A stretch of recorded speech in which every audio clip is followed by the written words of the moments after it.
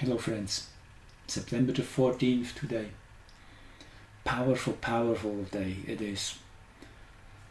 Just hours ago we had the 5th largest solar flare in 2024. Here you see it, X4.5. Here you have the spike. And it erupted from sunspot 3825, which is here. And this is the bigger picture, so you see this is a very powerfully charged region. This is rotating into Earth's direct focus over the next 4 or 5 days. So be prepared for more stronger flares. We're in the middle of the solar maximum. In the Mayan calendar today is for Muluk. It was expected to be a special day as it's a portal day. A galactic activation portal means there's this higher frequency from the galactic energy band which is interacting directly with Earth's frequencies. That is what portal days are. They're kind of very, very special days in this template of time, which is repeating itself every 260 days.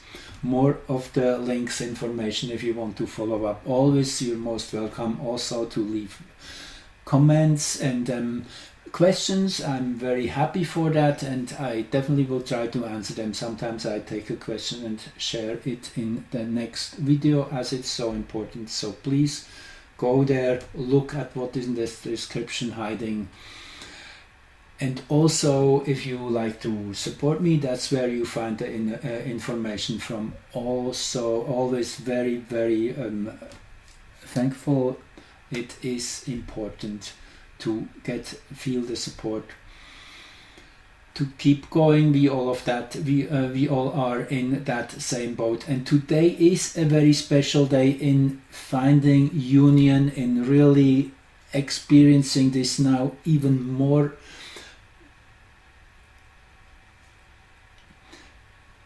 Even more directly, I would say that we're all connected, that we're all really in the same boat, and we're getting to that in the I Ching. This shows strongly from where not just Uranus is in already since when is that? Since early May, I guess it was, or June. Yes, I will show you the exact date of that. It was early June. And here you have what I'm getting into. I already show you as I have the picture here. This is where Uranus is today at 24 degrees and 30 minutes of Taurus, coming from hexagram 23 into hexagram 8. 8 is union, versus 23 that has the name disintegration. It's the collapse energy of things imploding, falling apart, which we definitely have been experiencing the last quite a bit of time. This is a big shift towards union, towards a new perspective, not getting stuck in that disintegration, which is definitely happening still left, right and center, but changing our focus, with Uranus being a most important planet in terms of what's going on, as Uranus in Taurus is the dispositor of Pluto in Aquarius. Yes, at present it is actually that Pluto has gone back into Capricorn, but still this is the main theme. Change is coming through sudden, unexpected moves. That is the Uranian energy we are basically experiencing on all levels of reality.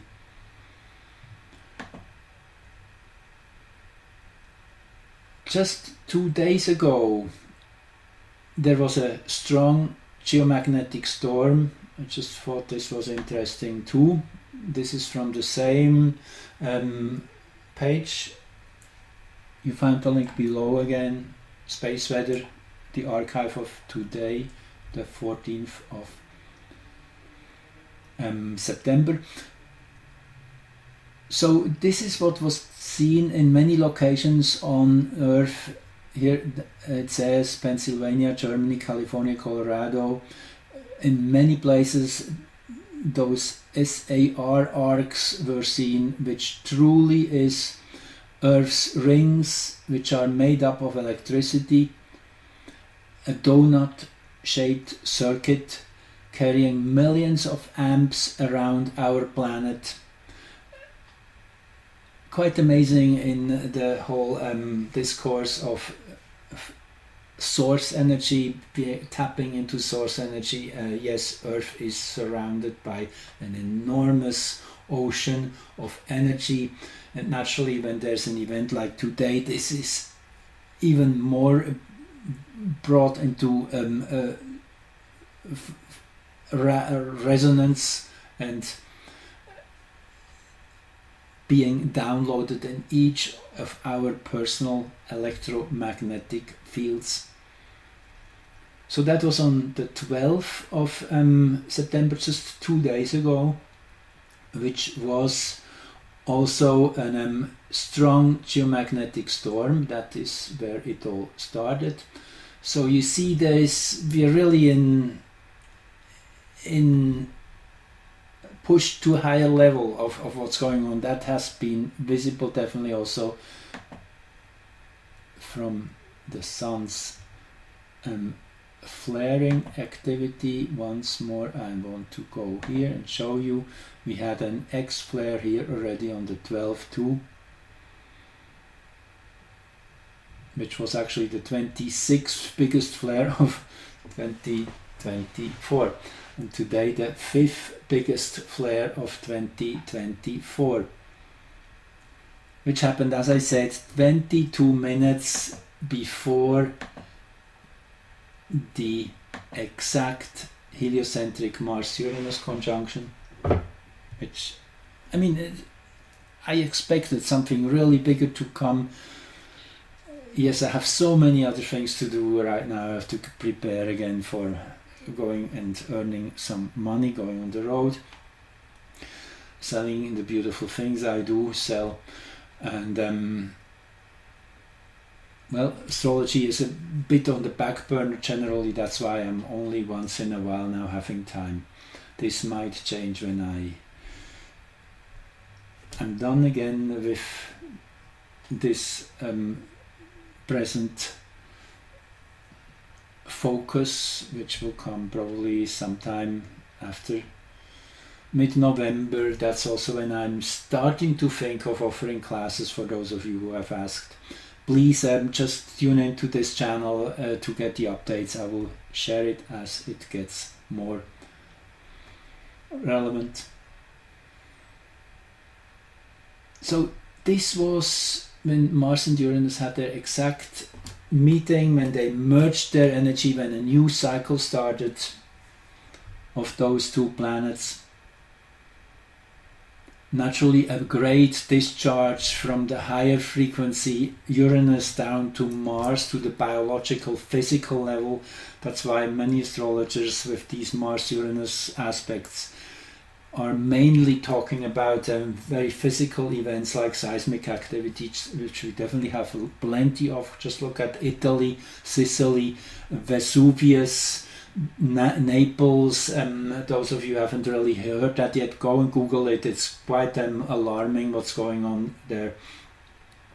Anyway, we hope that energies do not have to manifest themselves solely in the physical material bandwidth, but maybe we can lift them up and give them a more refined expression. That's always the possibility. And with that sextile from Mercury here at the 7th house cusp, this is definitely promising, which means it can be the inspiration which comes of this energy of truly feeling that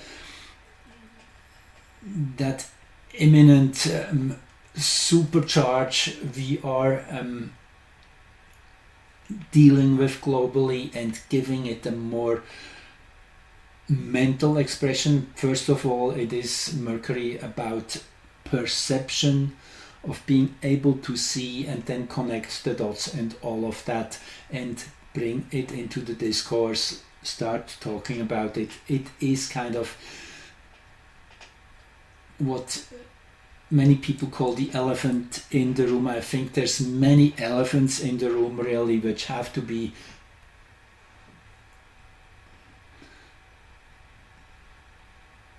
really become visible to everyone. I guess it's these you could call the invisibility cloaks, which have to be pulled off from many aspects of our reality. So that's where I hope the energies is mostly going. And if we look at a bit closer into other aspects which were particularly strong today, then this is probably where it's going. It's that beautiful trine here, heliocentric also of Venus with Neptune, which is with Pluto and Ceres here at the midpoint.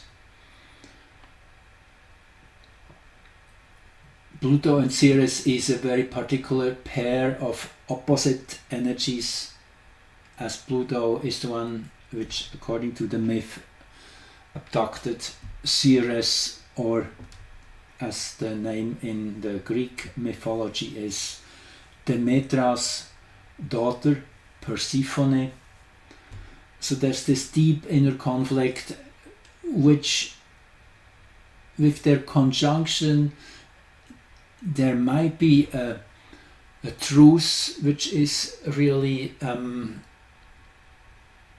coming to possibility, putting down the arms and looking at it in a more holistic, compassionate way, which is super important, which is really also the overcoming of division, which is still the main problem on this planet, that we have bought into all these divisions which were thrown at us by these interdimensional forces, who all they can do is create conflict and chaos and disruption, because that's what they are feeding on, as we know, those archonic energies. And with Mercury here at the 7th house cusp, in a very powerful place of coming to a clear discourse of open sharing. That's what this exposed place really means. It's the interaction of the elements, of getting in touch with our surroundings, the 7th house cusp. So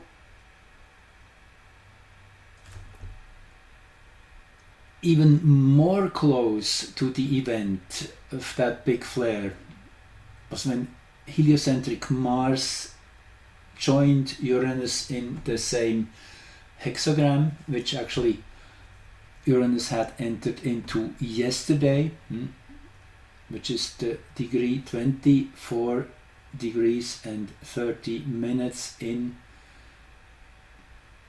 Taurus. And just quickly venturing here and showing you what I'm talking about. This is the overlay of the 64 hexagrams. This is where Uranus and Mars are. Just having entered this hexagram, Uranus yesterday and Mars as of today, in the underlying energetic frequencies we are bathing in, the energy we are consuming, kind of the music in the background, you want to say, versus the geocentric experience is usually how things then manifest. But it's that the heliocentric, I had a thought today, is kind of like the music in a movie, which creates the atmosphere, which creates the inner tension, and then it's kind of not what your main focus is at, but it's kind of a underlying influence which you're emotionally prepared to what is coming your way. So let's look at hexagram 8 for a moment, what this really means before we go any deeper. Union is its name, holding together. And we're coming out of a really difficult one, which was 23, which is the energy of disruption, of falling things apart.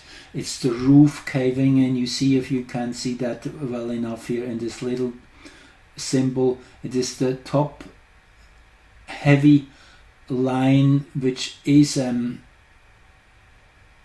here on top of 5 weak lines. So this is really the roof caving in. That is the energy we have been experiencing Uranus through for the last year and a half. We will get to that, and this is a big shift now, moving into the unity consciousness of totally changing perspective, which actually started already around early June. We get to that when, from the Earth's perspective, Uranus moved into this hexagrams territory. Yes, there's always kind of these two levels.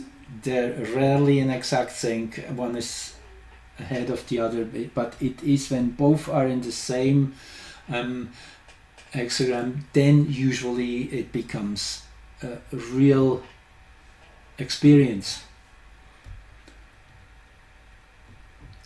So again, I mean, you see the powerful chart with Venus here, right? The root of the chart with Deucalion. Deucalion, that is the energy of preparing for the unexpected, you could say.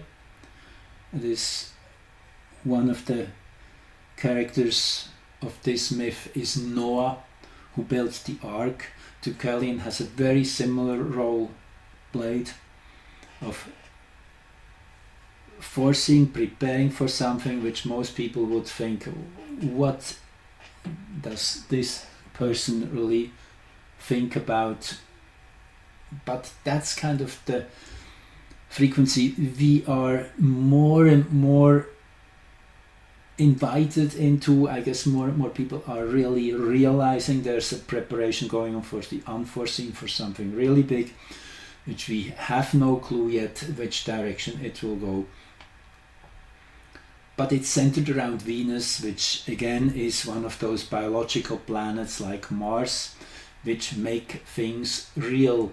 It is that heartfelt connection we have with existence, with nature, with reality around us, which is the final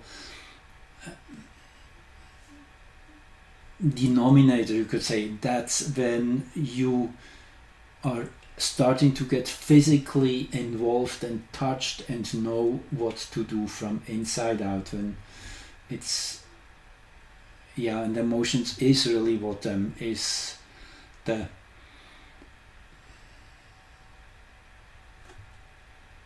generator of energy, really, which then is expressed. It's always that. Venus actually comes out of an heliocentric opposition with Mars a few days ago, so it is in this new phase of release already, this cycle of Venus and Mars.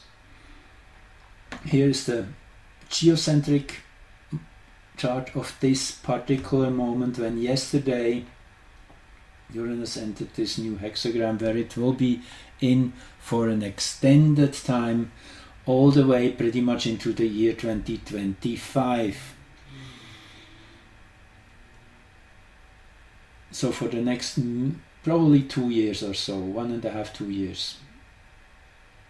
So yeah, you can't really make this up. You see, this is the heliocentric chart of when Uranus entered that degree, crossed that degree, and as seen from Earth, this brings Uranus actually exactly into the center stage. Again with Mercury here. Another confirmation that yes, it is the lightning spark which is triggering a whole new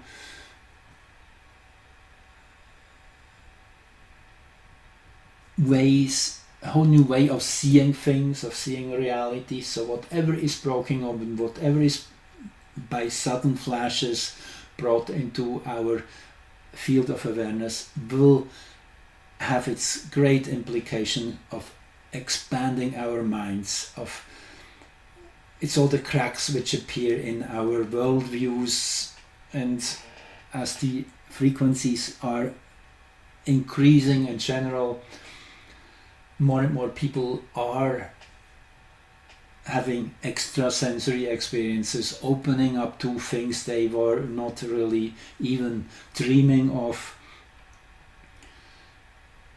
And I mean, it's a process. Everybody moves at their own speed. Yes, we have been dealing with some major blows the years past. So many people are still in the phase of coming to terms what has really happened there, adding the odds and the dots up, I want to say, and yes, all of that. So this is a very promising chart into the next 18 months or so of Uranus expressing through this hexagram of union, of coming together, confluence, coherence, falling in line with one another. And then, yes, here comes Mercury again. That is also today. This is a couple hours before the big flare. Mercury had an exact opposition to AW197. I have talked of that Kuiper belt objects occasionally, as I always do when they stand out. I mean, there's so many additional planets, but here it is. It's actually a conjunction. I was wrong there. So you have to think this is a CJ instead of the opposition. So it's a conjunction, which means really a merging of these two energies. AW197, the art of war, the ability to receive a blow and turn it fully around, take the advantage out of that impulse and make something good out of it. A very stealth and kind of working from the behind energy. There's also Vesta here in this conjunction, which Mercury will catch up with probably tomorrow. Vesta is that holy flame of doing what your higher mission is you came here for. So yeah, it's really an awakening which is happening in many ways, pushing us to a higher level of frequency. With the moon in Aquarius, actually really beautiful kind of a balancing energy, this Aquarian moon, which is able to kind of detach itself a little bit from the emotional impacts, even though with it being a moon day today, and I think I haven't talked of this yet. If I did, sorry, but I think I haven't. In the Mayan calendar, today is for Muluk, the red, self-existing, changing moon, a day really where we are feeling more connected, as the moon day in the Mayan calendar is related to water, which we all share. We all are living on water. We are all water, being on a water planet. It is that emotional energy too which comes in through the moon, the change of the waves and such. So it is a portal day. On top of that, the galactic activation portal, which means it's an overlay of higher dimensional galactic frequencies coming way more stronger in, and that always expresses either on increased potentials but also increased challenges, so this always comes in a pair. Okay, now let's look more at the astrological angles here of what else is coming our way, or the greater environment. So it was back in June, as I mentioned, when Uranus, from the geocentric perspective, crossed this magical line, and it will be in this territory of the zodiac and this hexagram expressing through it till December the 6th, which is an important change in energy. You can already think about that. That will be a critical moment again for many reasons. This is one of them. Uranus will go back into the chaotic energy of hexagram 23, of collapse and such, for one more dip.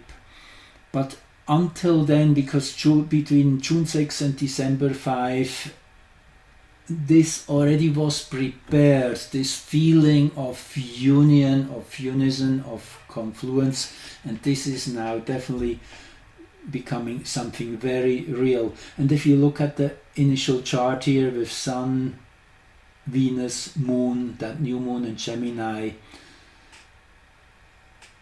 together with Jupiter and Mercury too here in Gemini, a very beautiful stage had been set there of finding that inner harmony and being able to see beyond emotional conflicts which are arising at first naturally, as we are all unified. The first thing we will feel is the tensions and the incongruences, and what we usually kind of would like to look past is affecting us directly and deeply. So we might actually really go through some deep shit, I would even say, right now, as the doors are flying open, and all of what was held back out there, which is not all that nice at first, has to be dealt with. We have to come to terms with. So that is kind of the first impression. And as we work through that, as we neither accept nor reject, always this is a critical point, which definitely the Aquarian moon today helps tremendously to deal with, which is at the base now of this heliocentric shift, completing this, cementing this number 8 hexagrams influence in the Uranian world, so to say. But let's have a quick peek back to really look at the foundations. This was June the 6th, and this is the same moment when in the heliocentric. I thought it was again very interesting that Mercury heliocentric at this moment in June was perfectly at the root of the chart. This is really what is the main focal point. Mercury always again and again pushing us to expand our perception. More and more cracks appear. There comes a moment when we are really coming into a critical phase of humanity's awakening. That's really what we are into. That center point of the cyclone. And as you know, we have 2 super eclipses coming up. That means the moon in a few days on the 17th in a partial lunar eclipse will be farthest from Earth. If I say that right, yes.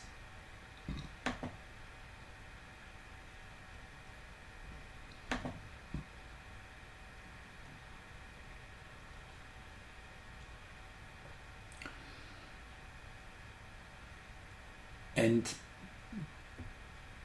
actually closest to Earth. Sorry, I say it again wrong. Yeah, I'm having an issue there. So in a few days the moon will be closest to Earth during full moon. So it will be a very enlarged full moon with a slight shadow passing through it, as it's a partial one. And then 2 weeks later, on October the 2nd, there will be a solar eclipse, an annular solar eclipse, because that's where the moon will be farthest away from Earth. Both are supermoons. Go to this recording where I show you the basics there and geometries. So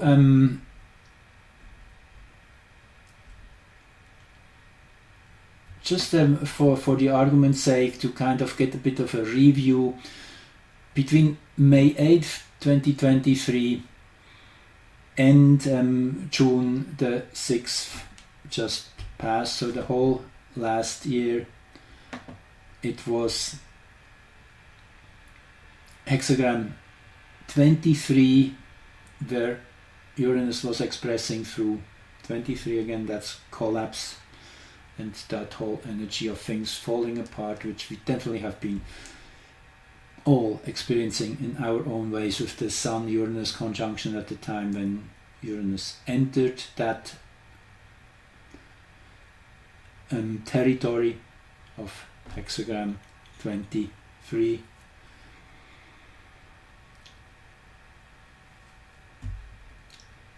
Also the moon here at the galactic center. Yes, these were intense times. These past, I would say, 15 months, and we're now just completely out of that for now. Good news. So interesting also, that was in May 2023, and just 1 year later Mars was at its perihelion. Just showing you here also a bit of the bigger picture. The Mars closest to the Sun, that is, that moment is truly how Mars is about to express itself through those next 2 years or so in that orbit around the Sun. Mars' very own agenda, if you want, without any third party involved. Most of the astrological alignments are always triangular thing, which means it's from Earth's point of view or from the Sun's point of view, a planet is closest or farthest. But this means this is on Mars' agenda, and that was just 1 year after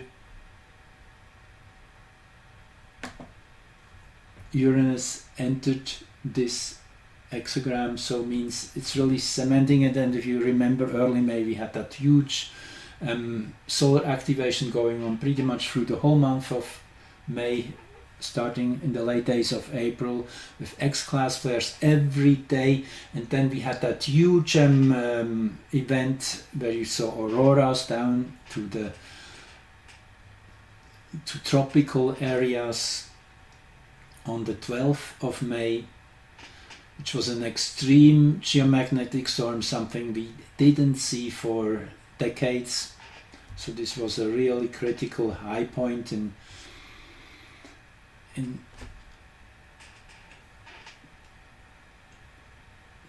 laying down the direction we would move into with again Venus center stage here, Mars in applying conjunction to Saturn, pretty much showing, yes, it's going to be a little bit rough. Mars-Saturn, that's the energy of the of making things happen, of saying now or never, taking charge. It's very militaristic, it can be, and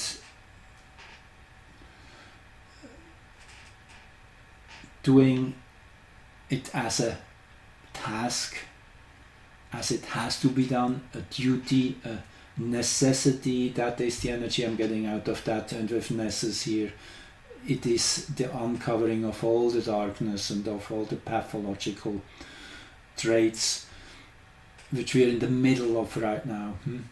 Naturally, this is a process and it won't happen in one day. It's going on into the year 2025, but it's moving very fast, really. Everybody is kind of at the edge of their seats in their own evolutionary process, pushed to the brink, if you want. These are just the little moments when this becomes visible. That's where we are going. Venus in Taurus, by the way, its own sign. So this again is a very beautiful chart. Powerful but beautiful. Mercury again highlighted here at the vertex point. So the higher dimensional resolution of this Martian energy is insight and understanding the structure with the Capricornian energy, understanding the structure of what is going on with Pholus and Quaoar, which are all about pushing us to that edge of readiness to embrace change, to embrace breaking through barriers and opening ourselves to unknown dimensions, singing a new reality into creation. That is what Quaoar is about. So it's all about creating, daring and creating, just going with the energy, with the flow and expressing it. Yes, very important these days to express one's voice, because we are all having a big impact at that moment, as everybody is so much less shielded off from what's truly happening. There's so many cracks already in everybody's worldview. This is really the time of, whenever it feels right, to step a little bit past the line you would usually go up to. Push in a very gentle and very empathic, compassionate way, but nevertheless push. And to those forces who are truly not in our favor, draw a clear line, say no. I do not support, I do not consent. All of that is super, super important. Everybody counts. So just found this interesting too. So this is naturally the heliocentric chart first, for Mars being closest to the Sun, that reset point of Mars saying, okay, this is my next round. What is the agenda I am assigning to? And this is the the geocentric chart of that moment, and you see there's a perfect moon Uranus conjunction in the 23rd degree of Taurus. Now keep that in mind, the 23rd degree of Taurus here, short after a new moon. This is a powerful, powerful day, May the 8th it was, of setting a new tone, a new direction of Mars manifestation in our world. We're already quite a bit into this, and it just gets really interesting with this Uranus-Mars conjunction today, changing the tune. Then, okay, on September the 1st, in sync with Pluto going back into Capricorn. Here, Pluto was just at the verge still here of Aquarius. Hours later it dipped back into Capricorn. So they both changed simultaneously. I said back then, this is pushing the transpersonal energies into a new gear. Uranus and Pluto both are kind of, what's the word here, they're not dancing to the main tune. They're mavericks, I guess that's the word I'm looking for. Both lay on their side in a way. If you look at the direction of their axis around, when they move around the sun, most other planets are having their axis more or less within that plane, kind of vertical, I should say, to that plane. You get the picture. Uranus and Pluto both are kind of laying on their sides, not tuning into the main frequency band. They're bringing in something different, something unusual, a new perspective. If you would live on either of the planets, you would really rotate out into the dimensions we usually do not look into, above and below, so to say, versus left and right, where usually our view goes. So anyway, this is in itself a powerful group pair of energies, and that station of Uranus with the galactic center on the ascendant, that was the sign. Watch out, those next few months will bring in intergalactic, interstellar energies, opening our curtains to a bigger world. You could translate that to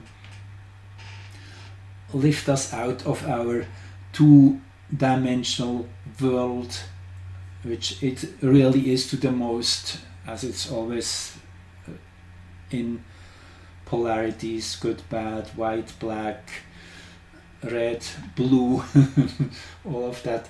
So the galactic frequency, yes, lifts us out of that, gives us a more multi-dimensional experience. I guess that's what the galactic center stands for at the very basic level. So now watch out. We were highlighting the 23rd degree of Taurus just in the chart before, and now here's the 23rd, 24th degree of Leo, and that's actually just short days after Mercury came out of its retrograde phase, which was between August the 5th and August the 28th. So Mercury had just come back into forward motion again. Actually was still pretty much standing still.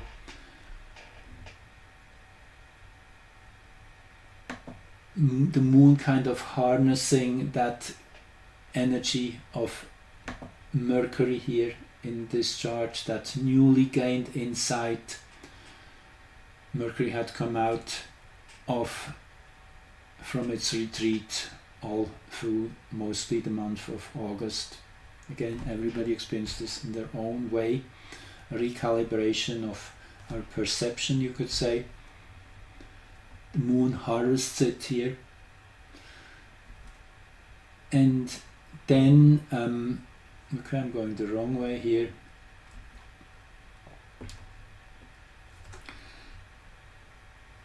And I found this was also a chart worth looking at, bringing into focus, because it is the geocentric Mars-Uranus conjunction, which anchored a stake into the time-space continuum on July the 15th. And what degree do we have up here on, in that moment, the 23rd degree of Leo again? So you see the plot thickens, as they say. So it is all about Uranian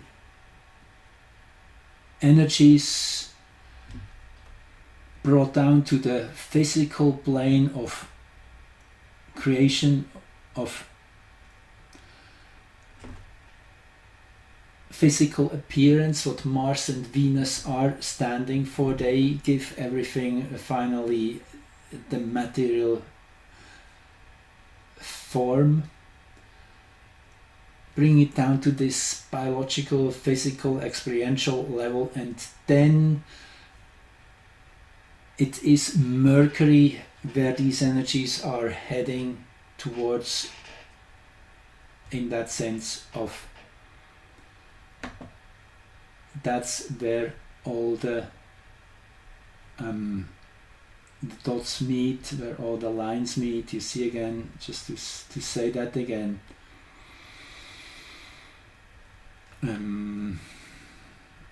Here, when Uranus turns direct, the moon harnesses Mercury's new insights, and that was already anchored, that degree, with Mars and Uranus geocentric conjunction. Now with the heliocentric conjunction as of today, the music is backing that. It is the frequency which becomes the main presence, so to say. Again with a strong Mercury. Now just couple more charts here I wanted to throw in. This again is probably most important one, that was at the height of the extreme geomagnetic storm on May the 12th. That was the key aspect, Hygeia, and at the lunar north node. The evolutionary direction of finding health and well-being, that is what was very strongly anchored in that, just entered in the very first minute of the second part of Aries.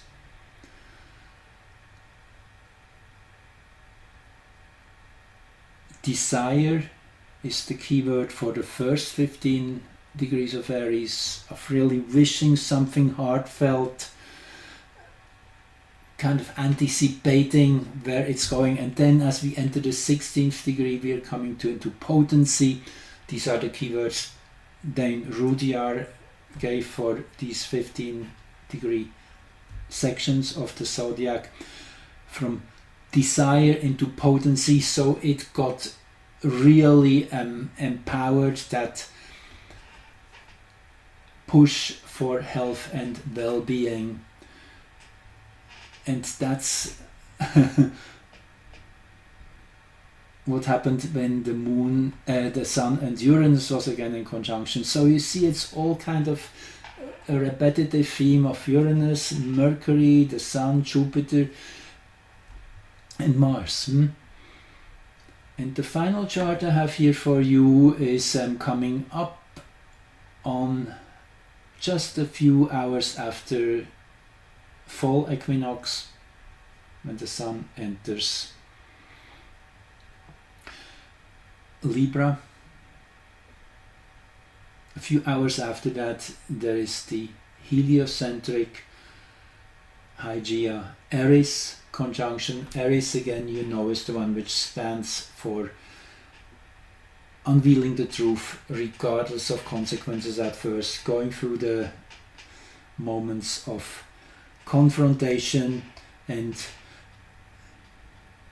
standing in the heat of the battle for truth, nothing but for truth. And that is Hygeia, again, health, well-being. It is the critical theme which will awaken humanity, which is awakening humanity. All that has gone wrong, all that was pushed on people, this is really the greatest potential for the awakening. Truly exciting times we're in, and we are getting ever deeper into. So look at things from that perspective. Be ready to bathe in that ocean of at first difficult frequencies. Allow them to really touch you, and in your detached place of allowing to just see, feel, hear what's going on without responding, replying and doing anything about it, but just to sit there and absorb it. That is how the purification happens. You're embracing whatever there is with love, bringing down to this four-dimensional world the energy of divine love, of that loving presence which is all around us. We are the ones anchoring that on this planet, and that is really the force which will change everything and anything, which will make it impossible for the lower frequency bands to sustain in this reality. Wonderful, wonderful, wonderful. Yes, that's the outcome. And till we're there, let's just do what is necessary, which is just be ready to face the challenges. We have so much support from everyone else. There's literally a wildfire of newly awakened souls. So do the right thing, be ready for the change, and it is coming. I guarantee you. Astrology never lies. It shows the energies. It doesn't show the exact events, but it definitely gives us indications, hints at what might manifest and what not. So preparation is all at this point. Energetic preparation, having all these other arrows in your